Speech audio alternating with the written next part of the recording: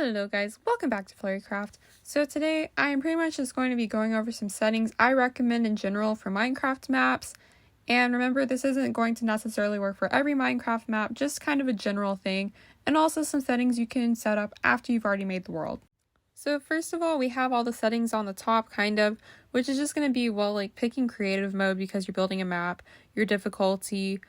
If you have data packs, and you're going to want to have cheats on because so you can do commands, and then of course just naming the world, so that's the more simple stuff. So I'll mostly just be talking about game rules and more world options. So first of all, we have player. I think this really just depends a little bit. It depends on what kind of damage you want the player to be able to take. It depends on what type of map it is. For example, if it's a PvP map, I recommend turning on respawn immediately. That's good for PvP maps. You don't get the message saying, do you want to respawn? It's quicker and it just feels nicer. And maybe you want to keep inventory. Maybe you want to keep inventory on because just you don't want people to lose their stuff when they die. So it just depends mostly in this case. So for mobs, there's not too much I recommend, although if you're allowing mobs on the map, maybe turn off allow destructive mob action so you don't have creeper explosions everywhere because that can get annoying. But moving on to spawning, now here I usually turn everything off because unless you want something to naturally spawn, it usually just gets in the way. So moving on to drops, I usually just leave that alone. Although, again, this is just general advice, so for your map, you may need to turn one of those off. So next for world updates, I usually turn off the day and weather cycle. You can just, because I don't like it changing, you can adjust like what you want it to be on once you're in the game. And you don't really need to mess with the fire one unless you're planning on using it for decoration or the players are going to have access to fire and you don't want them burning stuff down. So now on to chat. I pretty much just leave this alone. It sounds like a good idea to stop messages about commands and command blocks, but that's not a good idea till you actually build it because you can turn that off once you've already made the world and you won't know if you're doing commands right if you turn that off. So not recommended till later, which I will show later in the video. And then I usually just don't mess with miscellaneous at the bottom. So now the next thing I'm going to mention is more world options, which is more like what the world will actually look like and less how things are going to work in it. But that's still really important. So first of all, unless you want to incorporate structures into the map somehow, I recommend turning them off. They usually kind of just get in the way of terrain and building and stuff. So that's the first thing I recommend. So now just to go through the world types. So first of all, of course, there's default, which I think is personally great if you just kind of want to build into the terrain and use it. I personally like super flat because I just don't want stuff in the way while I'm building. Large biomes, it's honestly kind of the same as default when it comes to map building, except, well, the biomes are larger.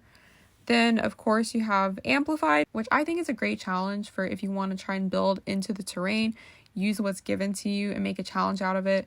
And then single biome, it's not quite super flat, but you can kind of control like what to expect as far as terrain. So, but still, I personally like super flat and that's what I use. And then as for the bonus chest, that's just more of a feature meant for survival, so I just leave that alone. And then you can also import settings, but if you're doing that, I'm kind of assuming that you already have some settings you like set up, so you're probably not watching this video. So finally, before you make your world, just give it a name and then you're pretty much all ready, and then I'll show some things you can do once you already make the world. So if you've already made your world, but you want to adjust the setting I showed you in the first part of this video, then you actually can adjust most, if not all of those, just by doing /game rule, whatever you want, and then true or false. Say, for example, you realize that you don't want players to be able to take freeze damage, and you forgot to put down the settings in the beginning when you made the world.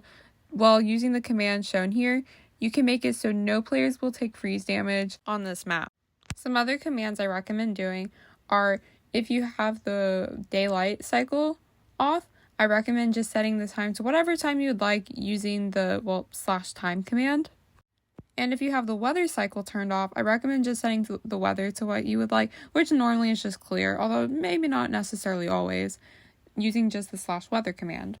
Now that we have that set up, now remember back when I said that I don't recommend changing any settings about command feedback, and also that there's a command that pretty much lets you change any of those settings? Well, that's what we're going to do right now.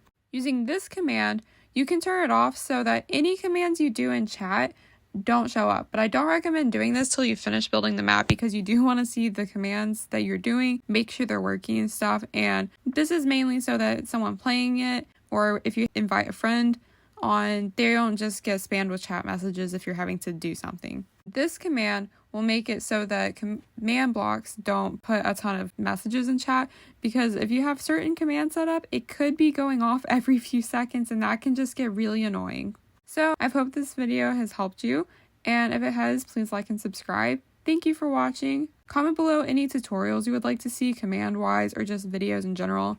And also, I'm just curious, comment below what map you're planning on building. I'm just curious. Thank you for watching. Bye!